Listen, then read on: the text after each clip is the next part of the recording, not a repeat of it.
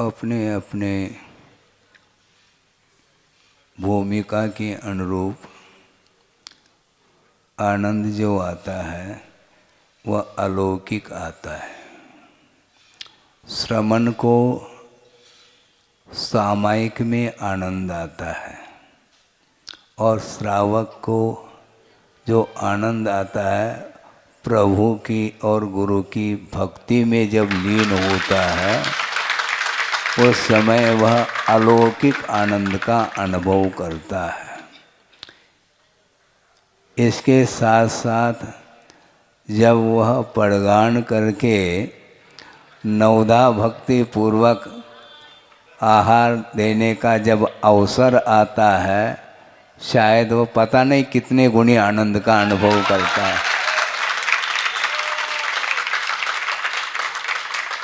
करता है क्या नहीं? बिल्कुल करता है।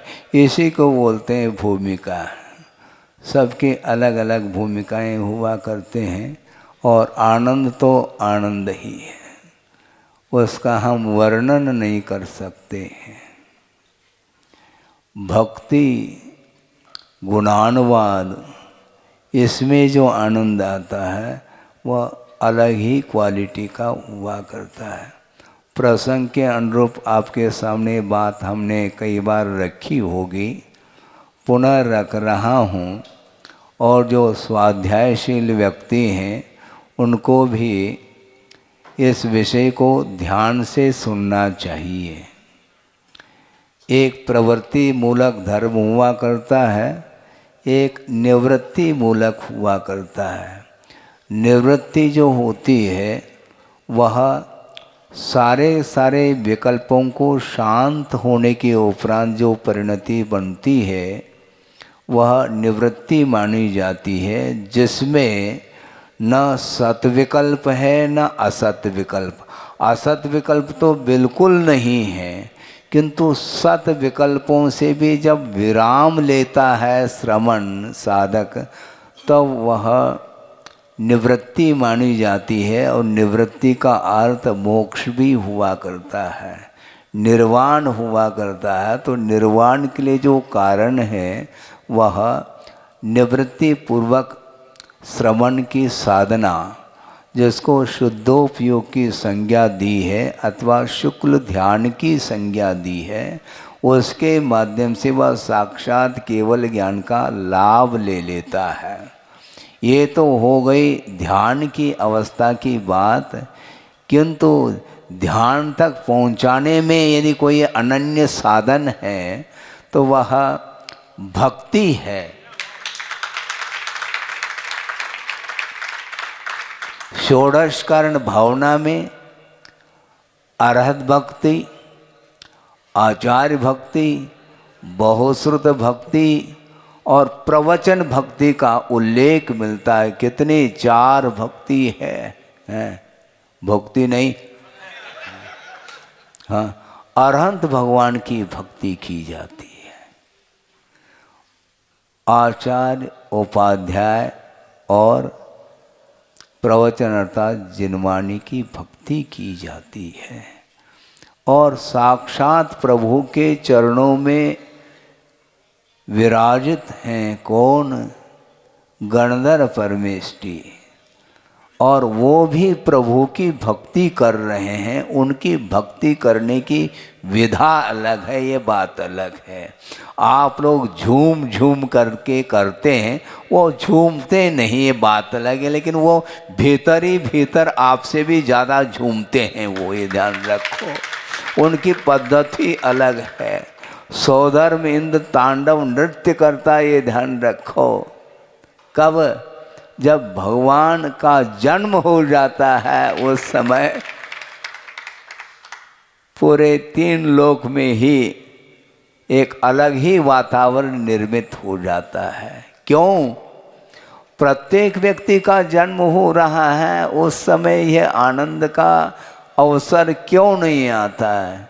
क्योंकि प्रभु का जन्म हुआ है। होनहार जो प्रभु हैं उनका जन्म हुआ है और उनके माध्यम से 3 लोक में रहने वाले जीवों का कल्याण होना है। इस दृष्टिकोण को लेकर के द्वक्षः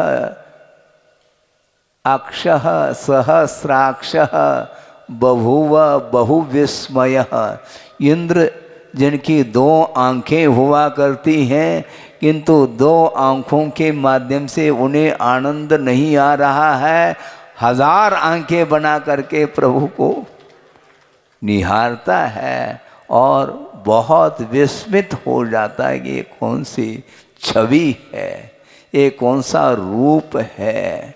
हम और आपका भी रूप है, किंतु होनहार जो बालक को निहारता ही रहता है, आनंद का अनुभव करता है, और उससे भी आनंद का अनुभव शची को भी होता है। ध्यान रखो, प्रथम बार उस बालक को अपने हाथों से उठा लेती है, वही जाने कितना आनंद का अनुभव होता होगा उनको।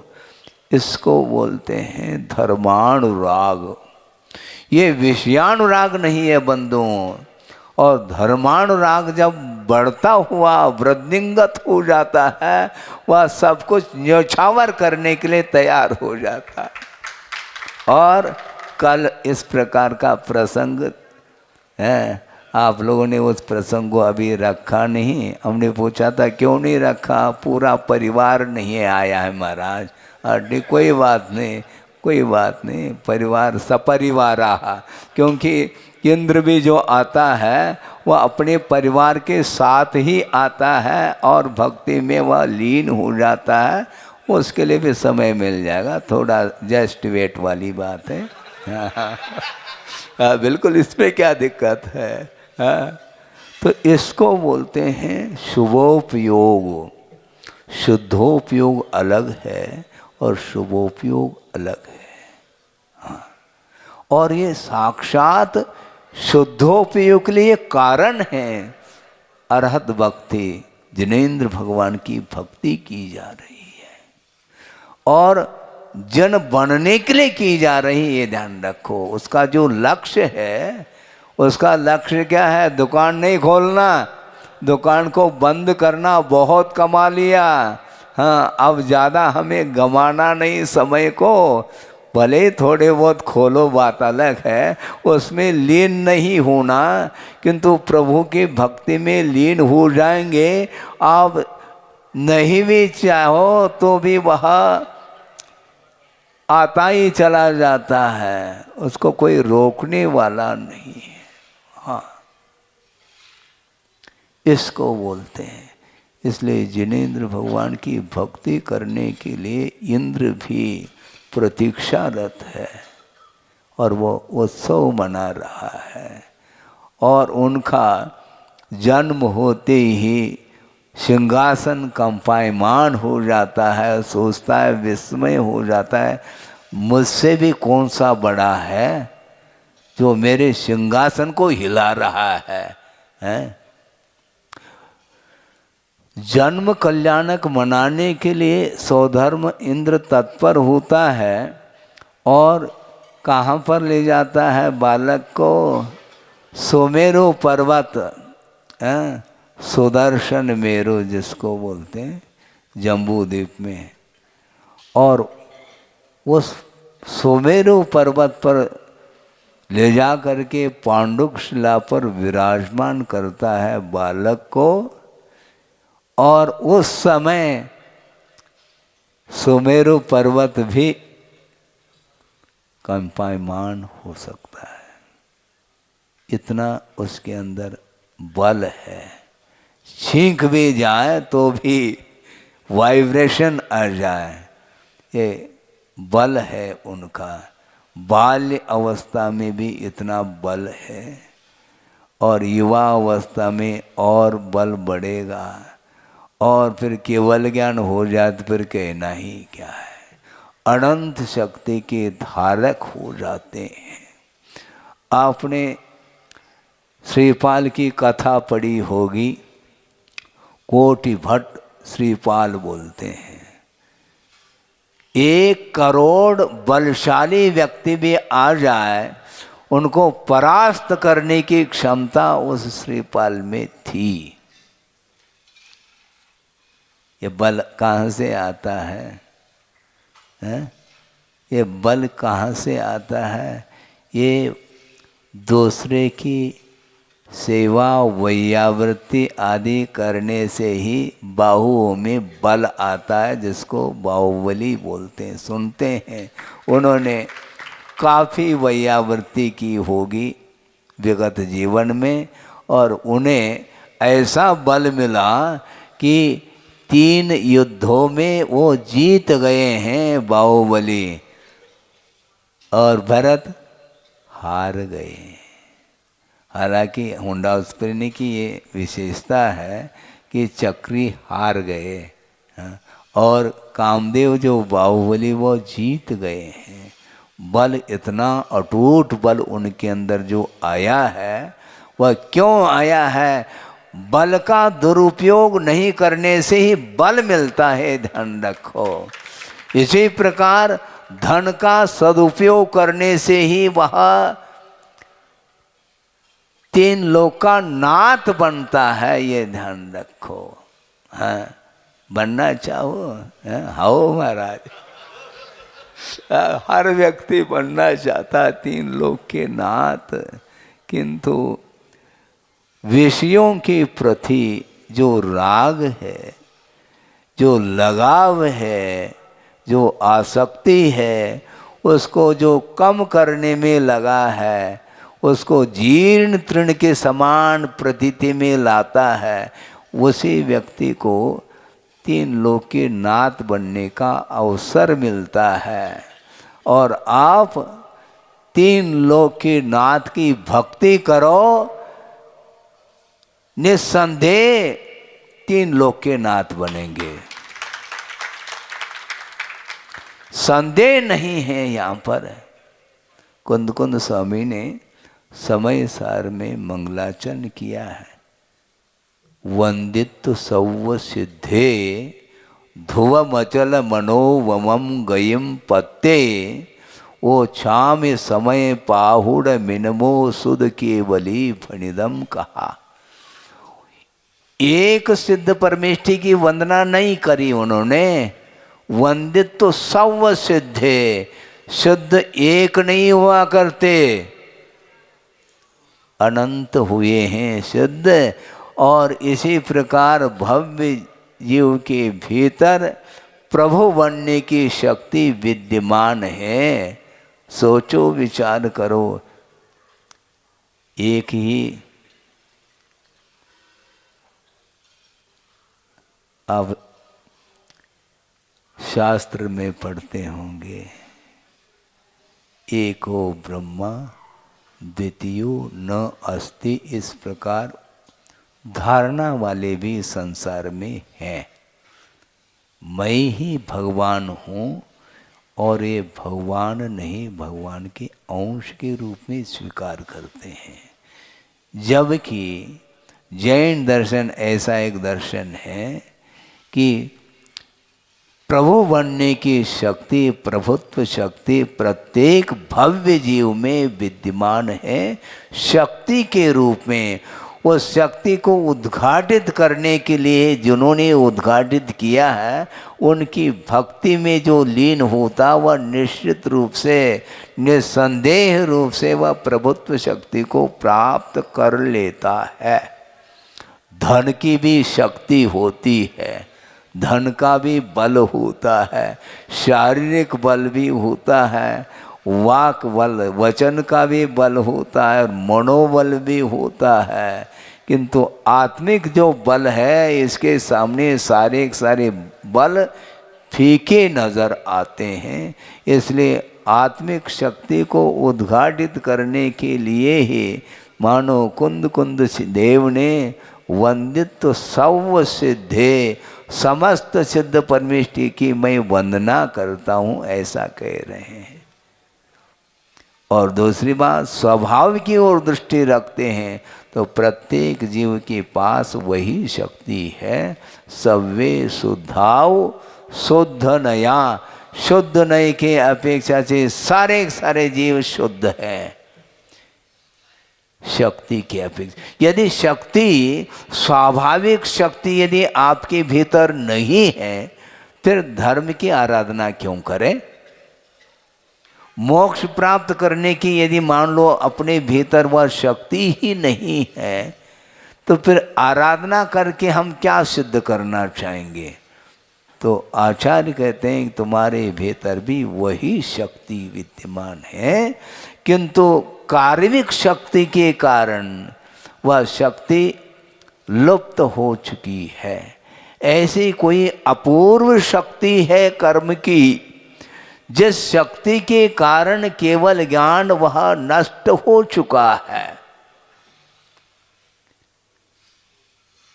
केवल ज्ञान से भी अद्भुत शक्ति है। मोह के पास अभी तक आत्मा की हार हुई है और मोह ही जीता हुआ है। मोह की विजय होती चली जा रही है अनंत काल से। अब क्या करना चाहो?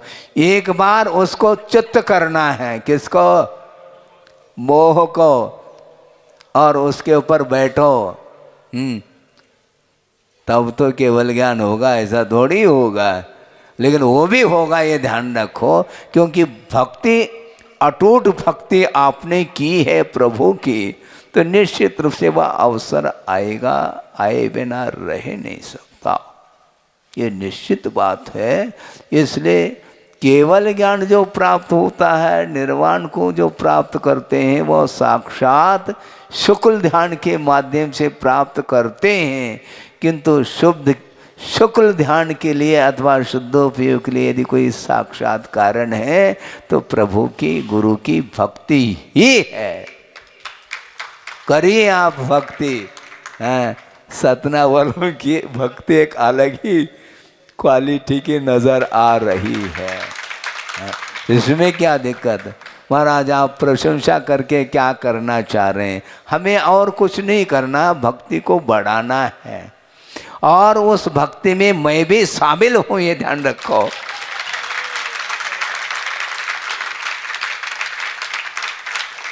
हमारी विधा अलग है, हमारी पद्धति अलग है। आपके बीच में बैठ करके ही मैं भी भक्ति करूंगा और करता रहूंगा, ताकि जल्दी से जल्दी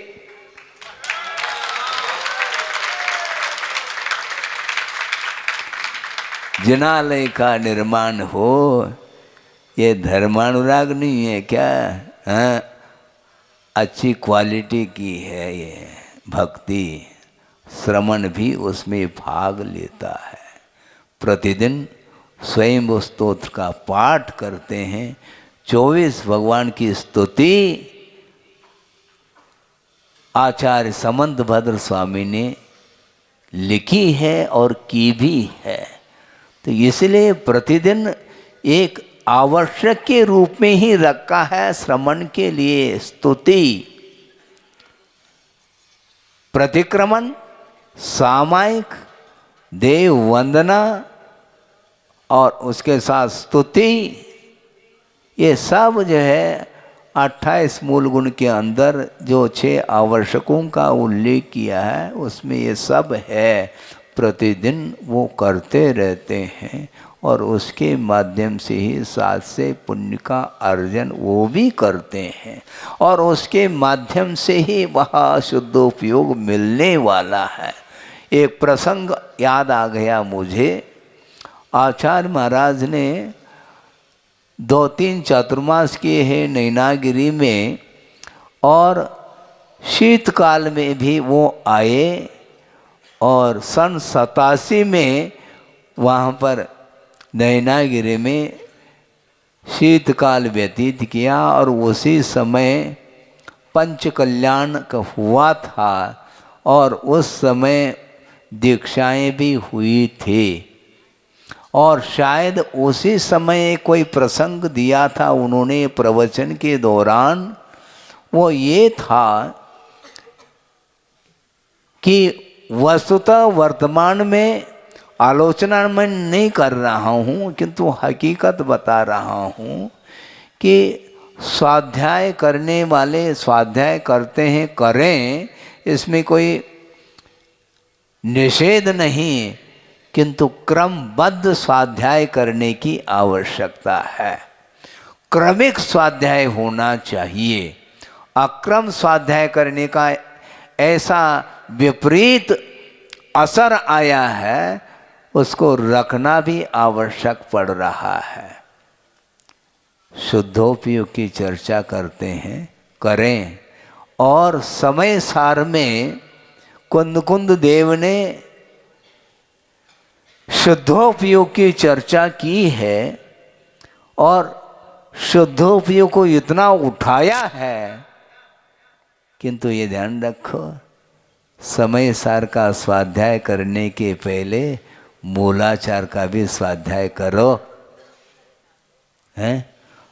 रत्नकंड श्रावकाचार का भी स्वाध्याय नहीं करो और आप समय सार की बात करना चाहो तो बात बनती नहीं।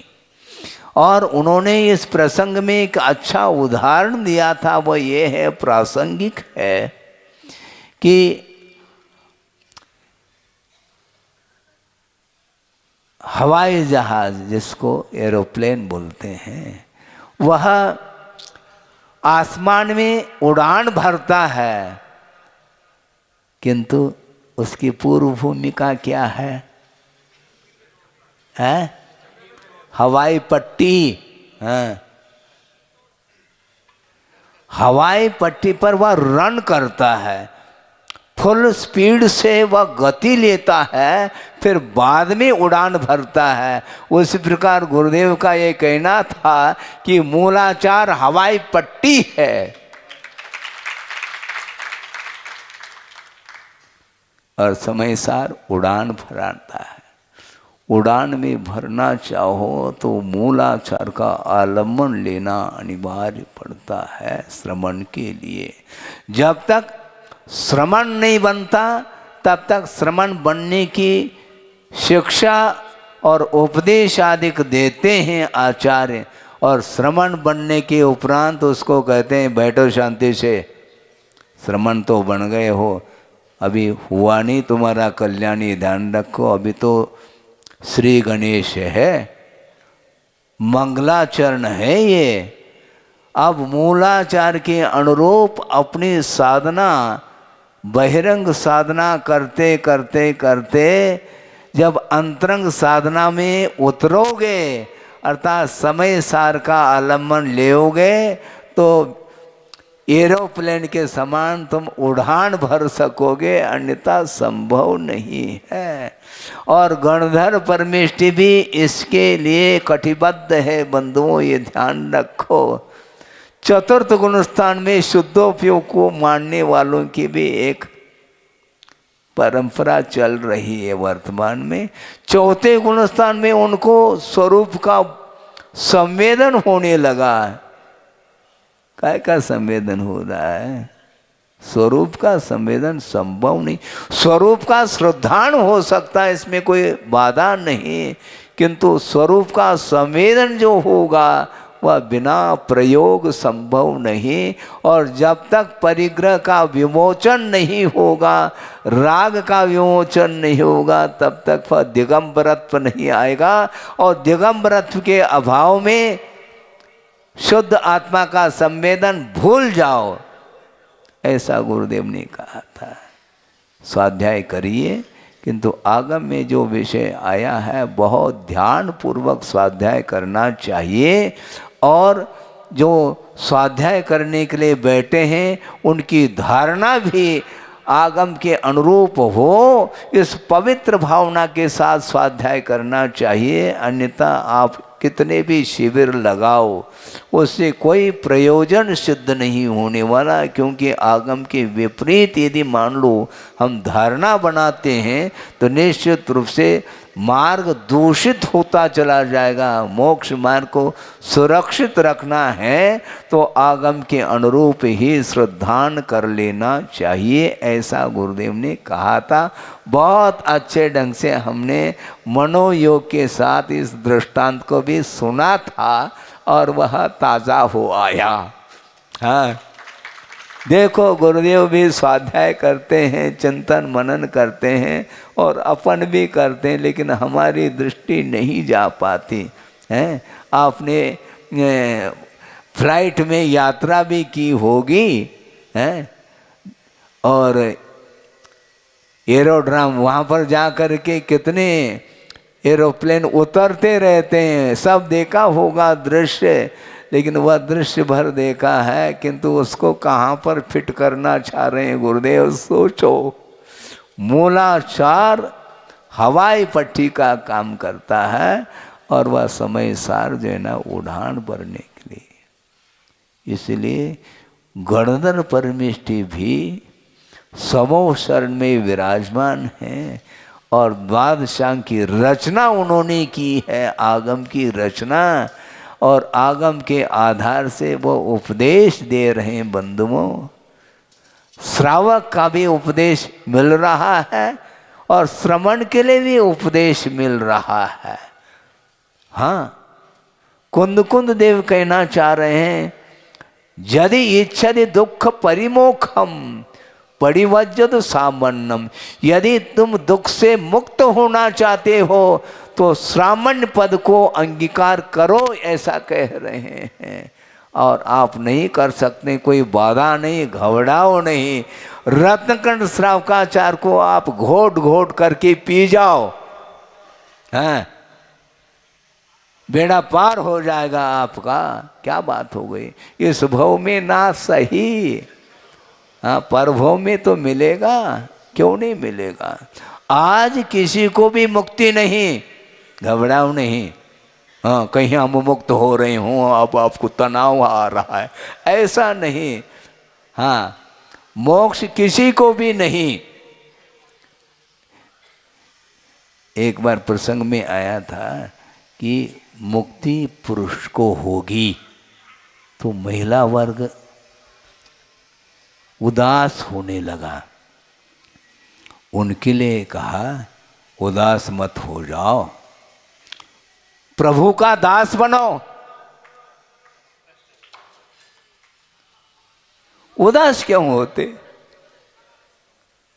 उदास होने की आवश्यकता नहीं, पर्याय है, उस पर्याय में मुक्ति नहीं मिलेगी। आगम का उल्लेख है, ठीक है, किंतु वर्तमान में ना पुरुष वर्ग को मुक्ति मिल पा रही है ना महिला वर्ग को, इसलिए तनाव छोड़ो,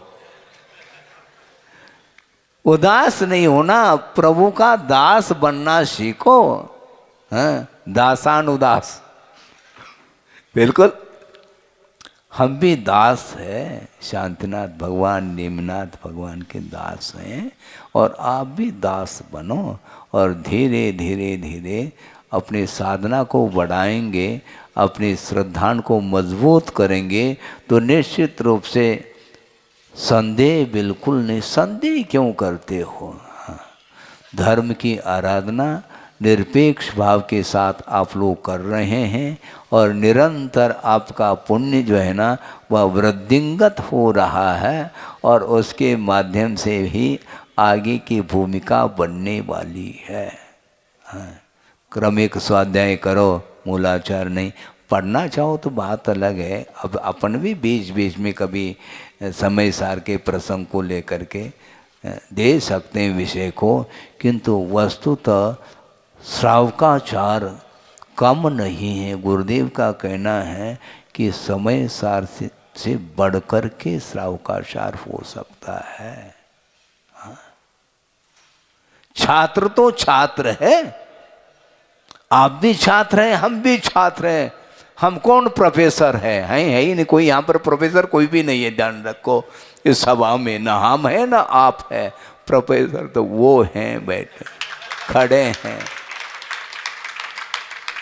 अरहंत परमेष्टि भी छात्र के कोटि में आते हैं, ध्यान रखो, क्योंकि वह भी अंतिम पर्याय नहीं है, वो भी छात्र हैं, वह स्नातक हैं। स्नातक को भी छात्र की कोटि में लेते हैं। और स्नातकोत्तर कौन? 14वें गुणस्थानवर्ती, वो स्नातकोत्तर हैं, 13वें गुणस्थानवर्ती स्नातक हैं, और उसके पहले अपन जो कुछ भी जिसमें आते हैं। ये सारे पहली कक्षा से लेकर के ये सभी गुणस्थानगत जो भी परिणति है आत्मा की, वह छात्र की कोटि में ही है, क्योंकि वो भी मार्गी हैं, मार्ग पर चल रहे हैं, और छत पर पहुंच जाएंगे तो मार्ग समाप्त है। छत पर पहुंच गए तो मार्ग समाप्त हो, मंजिल आने के उपरांत मार्ग नहीं रहेगा। मोक्ष मार्ग कहाँ तक है? जब तक मंजिल मुक्ति नहीं, तब तक वह मोक्ष मार्गी माने जाते हैं। और आप भी मोक्ष मार्गे और अपन भी मोक्ष मार्गी है। इसमें क्या छोटे बड़े से क्या लेना है? छोटे बड़े कहने से और राग द्वेष हो जाते हैं और पतन के लिए कारण होता है। हम तो मानते हैं कोई अंतर नहीं, सवे शुद्धाव शुद्ध नया, शुद्ध निश्चय नहीं के अपेक्षा से कोई भी अंतर देखने में नहीं आता। व्यवहार नहीं के अपेक्षा से ही अंतर पाया जाता है। व्यवहार नहीं का हम निषेध नहीं करना चाहते, क्योंकि शुद्ध निश्चय नहीं के अपेक्षा से जितनी भी जीव हैं सब शुद्ध हैं। तो पेड़ पौधों की पूजा करोगे क्या? आराध्य आराधक भाव अलग है, और शुद्ध निश्चय नहीं के अपेक्षा से उसके भीतर जो शक्ति है, उस शक्ति की ओर दृष्टि रख कर के वर्णन किया गया है। हाँ, सिद्धात्व शक्ति उसके भीतर है। जब तक उसकी अभिव्यक्ति नहीं होगी, जब तक वह शक्ति का उद्घाटन नहीं होगा, तब तक वह संसारी ही माना जाता है। इसलिए संसार से ऊपर उठने के लिए जो साधन बताए हैं, उन साधनों को अपनी अपनी भूमिका के अनुरूप उसका आलम्बन लेकर के प्रभु की अथवा सच्चे देव गुरु शास्त्र की उपासना करना है। हमें भी उपासना ही करना, आप भी उपासक हैं, अपन भी उपासक हैं। अलग अलग हैं, कैटेगरी अलग अलग हैं। ये कैटेगरी की ओर ज़्यादा ध्यान देने से फिर वो राग द्वेष उत्पन्न होते हैं। इसलिए श्रवण के लिए ये कहा जा रहा है कि ध्यान रखो, मुनि तो बन गए हो, मूलाचार के अनुरूप तुम आचरण कर रहे हो, शाबाश दे रहे हैं, किंतु बार बार नहीं देते, नहीं तो वहीं पर मूलाचार में अटका रहेगा। समय सार का स्वाद भी तो ले हो। समय सार का स्वाद लेना है तो निश्चित रूप से मूलाचार के अनुरूप निर्दोष चर्या का पालन करते हुए उस भूमिका से भी ऊपर उठना पड़ेगा। नहीं है तो आसमान में उड़ान ले नहीं पाओगे। और ध्यान जो शुक्ल ध्यान है, वह अपने आप में बहुत महत्वपूर्ण है। वहाँ तक पहुँचना है सभी को। श्रद्धान तो सबका एक होना चाहिए, लक्ष्य सबका एक है।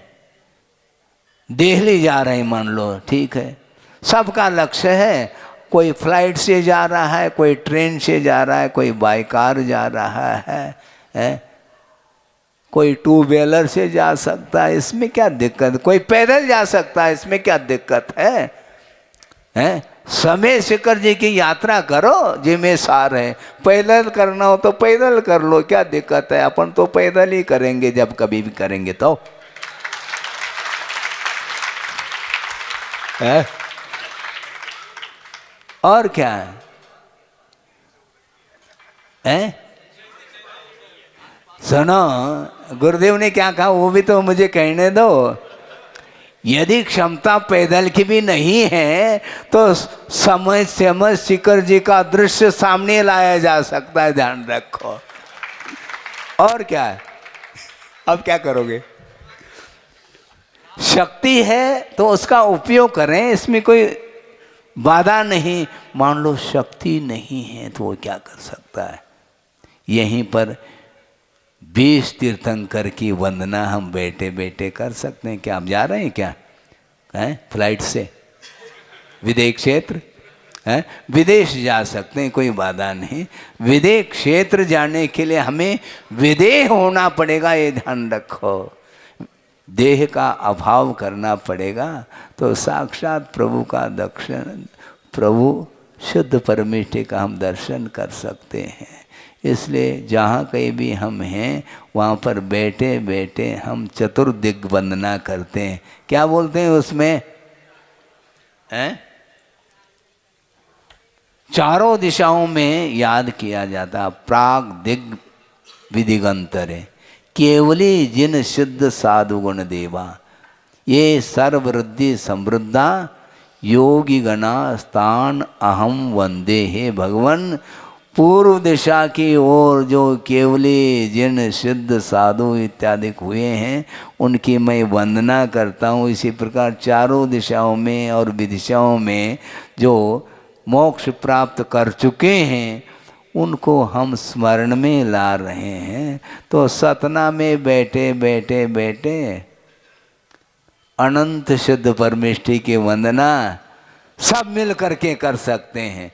आप भी करो, अपन भी करते हैं, तुम भी करो, हम भी करें। गुरुवर की आरती ऐसा बोलते हैं आप लोग, बोलते हैं, वो ऐसे ही करना। अपन को क्षमता है तो करो, नहीं है तो भावों से, कोई दरिद्रता थोड़ी है, भावों के माध्यम से ही वंदना होती है।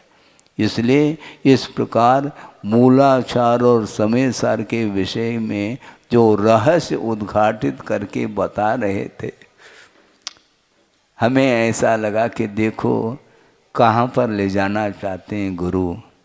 कुंद कुंद देवर और अपने गुरु तो ही, अपने मन में बुराई थोड़ी है, व्यवहार में तो अपनत्व आता है।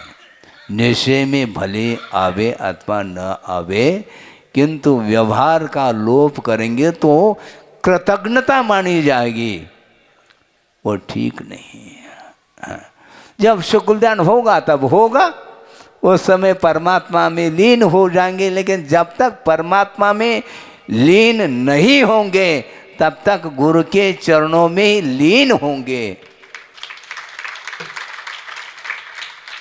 हाँ, इसलिए आप लोग अपनी भूमिका से जो धर्म की आराधना कर रहे हैं, उस धर्म की जो आराधना को सब देख रहे हैं।